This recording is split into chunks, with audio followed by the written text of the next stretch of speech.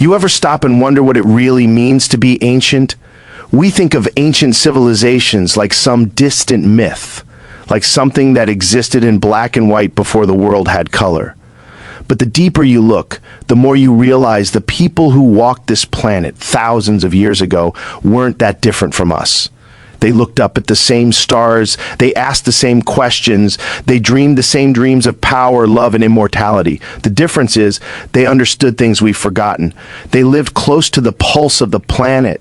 They built with intention, with purpose, with a connection to something we barely recognize anymore. And when you really sit with that, when you feel it, it's like hearing an echo of humanity's first consciousness calling out through time. Thieber. Think about it. We walk around every day thinking we're at the top of the evolutionary chain, the smartest species to ever exist. But maybe we're just the latest version of a story that's been told 1,000 times. Civilizations rise, master the forces of nature, create wonders that seem impossible, and then collapse back into dust. Maybe the ancients weren't primitive. Maybe they were survivors of the last collapse, holding on to fragments of knowledge like we hold on to digital data today. Maybe they built their wisdom into stone because they knew one day the world would forget again. The planet resets, the ocean takes back the coasts, the sky darkens, the records burn, and all that remains are the things too heavy to move. You can feel that story whispering when you stand in front of the pyramids. You see those perfect angles, the alignment with true north, the precision that still baffles engineers. These stones are stories. Each block is a chapter carved into eternity. They didn't build that for vanity. They built it as a statement, a conversation between human consciousness and the cosmos. The Great Pyramid of Giza is aligned to the stars of Orion's belt. The shafts inside point directly to specific constellations. The entire structure is a map of the sky frozen in stone. What were they trying to say? Maybe they were encoding a time capsule, a message to whoever came next. Maybe they were saying, we were here, we knew the stars, we understood the rhythm of the universe. Every culture across the planet tells stories about a time before the flood. The Bible calls it Noah's flood, but you'll find the same story in Sumeria, India, China, and Central America. Always the same pattern. An advanced world destroyed by water, a handful of survivors who rebuild and pass on knowledge. The Mayans talk about multiple worlds that came before this one, each destroyed when humanity lost balance. The Egyptians said civilization began with the Göbekli Tepe, the first time when gods walked among men. The Greeks said it was the age of Atlantis, a golden civilization wiped out by the hubris of man and the fury of nature. It's the same memory told through different tongue. Guess. That's not coincidence. That's collective trauma written into the DNA of our species. Archaeologists hate that idea because it messes with their timeline. They want neat categories: Stone Age, Bronze Age, Iron Age, but nature doesn't care about our categories. The earth has wiped the slate clean before, and it'll do it again. You can see the scars in geology. You can see it in the melted stones of ancient temples, in the black layer of ash that covers continents, in the sudden disappearance of entire cultures. Something happened around 12,000 years ago. Scientists call it the Younger Dryas. The world went from an ice age to global floods in what might have been just a few years. The temperature dropped, then shot up. Species vanished overnight. And in that chaos, something human disappeared too. Something advanced, organized, capable. Then, not long after, cities appear. Not slow, not gradual, but suddenly. Agriculture, architecture, calendars, astronomy. Like somebody flipped a switch. You have places like Göbekli Tepe appearing out of nowhere, already complex, already sacred. These weren't cavemen experimenting, they were people rebuilding. Maybe that site wasn't the beginning of civilization. Maybe it was a memorial to what was lost. They carved animals and celestial symbols into stone like they were trying to remember the old world before it vanished beneath the waves. And then you look across the planet, you find the same fingerprints everywhere, the same architectural style, the same obsession with the heavens, the same geometry repeating again and again. Pyramids in Egypt, pyramids in Mexico, pyramids in Indonesia, even under the sea off Japan. Different continents, different eras, but the same blueprint. What if those weren't coincidences? What if they were the remnants of a single global civilization, scattered after a cataclysm, each branch preserving fragments of the same knowledge? When you think about it like that, history starts to look like an amnesia cycle. We rise, we build, we burn, we forget. Over and over again, the survivors teach what they can. Some of that knowledge turns into myth, some into religion, some into science. We take it for granted that progress moves in one direction, but maybe it moves in waves. Maybe we've been high-tech before, just in a different way. A kind of organic technology based on energy, sound, resonance, something that used the earth itself as the machine. Abruhui. There's evidence for that in the stones. Places like Sacsayhuaman in Peru, where the rocks are fused together like clay. They don't look carved, they look molded. The same thing shows up in Egypt, in Baalbek, in India. How do you shape granite like butter without steel tools? How do you move blocks weighing hundreds of tons without cranes? Maybe they knew how to manipulate frequency. Sound can levitate objects. We've done it in labs. Now imagine an ancient civilization that understood those principles intuitively, not wit. Computers, but with harmony, vibration, intention. Maybe that's why so many temples have perfect acoustics. They were tuning the planet literally. You walk into one of those places and you feel it. A hum, a stillness, a pulse. The ancients built for resonance. The structures interact with sound, with the heartbeat of the earth itself. They were playing with physics, the way we play with code. We think we're advanced because we can send tweets into space, but maybe they could move energy with thought, align frequencies with the planet's magnetism. We lost that knowledge when we turned inward, when we started worshiping consumption instead of connection. Even the myths talk about it. God's teaching man to build, to write, to heal. In Mesopotamia, the Anunnaki descend from the sky and give humanity knowledge. In Egypt, Thoth brings writing.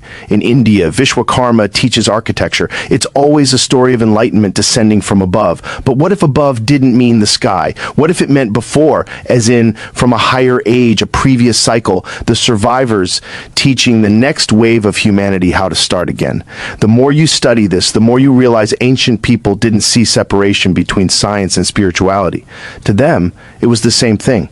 The universe was alive, conscious, vibrating with patterns, and if you learn those patterns, you could shape reality. That's why they built sacred geometry into everything. The flower of life, the Fibonacci sequence, the golden ratio. These aren't just aesthetic choices, they're keys. You find those patterns in the DNA of living things, in the spirals of galaxies, in the proportions of the human body. The ancients encoded the structure of the cosmos into their art, and we still haven't caught up. But then, like every story, it ended. The balance tipped. Maybe greed, maybe war, maybe nature, doesn't matter. The flood came, the fire came, the earth reset. The survivors scattered, some to Egypt, some to South America, some to Asia. They built new temples, new myths, new calendars. They became the seeds of the cultures we now call ancient.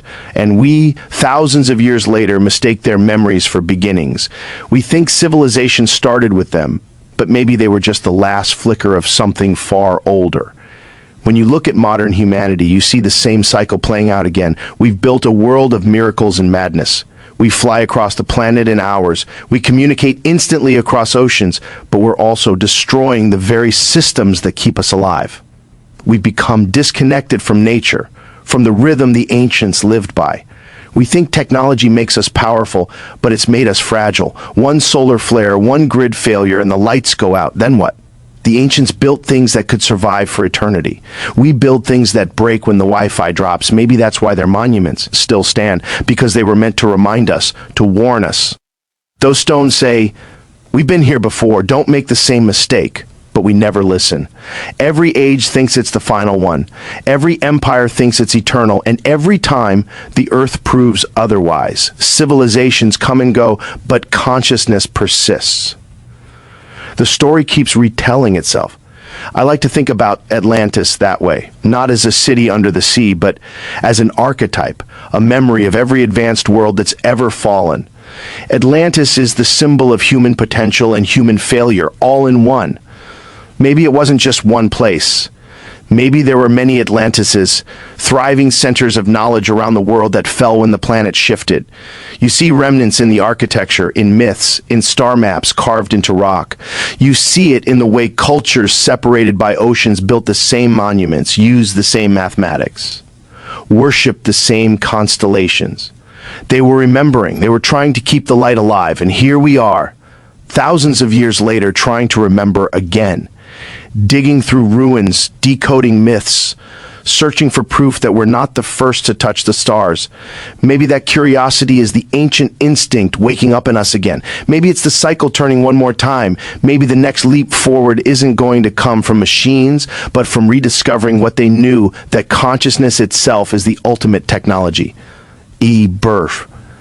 You can feel that shift happening now. People are waking up to energy, to vibration, to the connection between thought and reality. It's like we're remembering something buried deep inside. The ancients tried to show us this through symbols. Serpents, spirals, suns.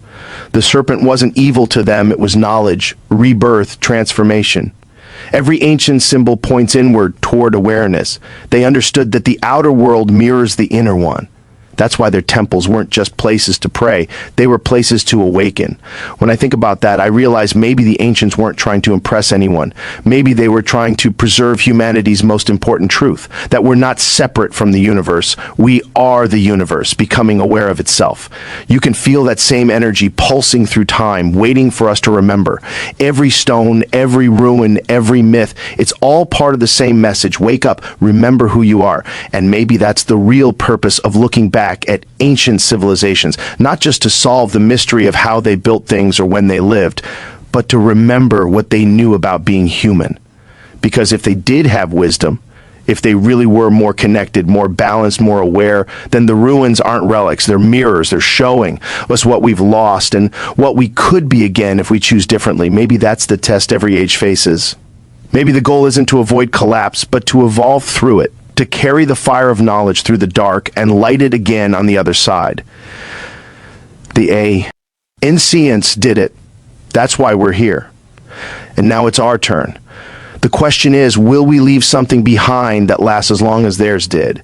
Will we leave a mark worthy of being remembered when the next cycle begins? Because one day, our cities will crumble, our data will vanish, our satellites will fall, but maybe somewhere, someone will find what we built. Maybe a few words carved into stone, maybe a structure that defies time, and they'll ask the same question we're asking now. Who were these people? What did they know? What happened to them? And maybe that's the beauty of it, that endless curiosity, that hunger to understand where we came from. It's what makes us human. It's what connects us to the ancients. The cycle keeps turning, but the search never ends. The ancients looked to the stars for answers, and so do we. Maybe one day we'll remember enough to break the loop. Until then, the stones will keep whispering, the myths will keep echoing, and the story of ancient civilizations will keep reminding us that we've always been more than we remember.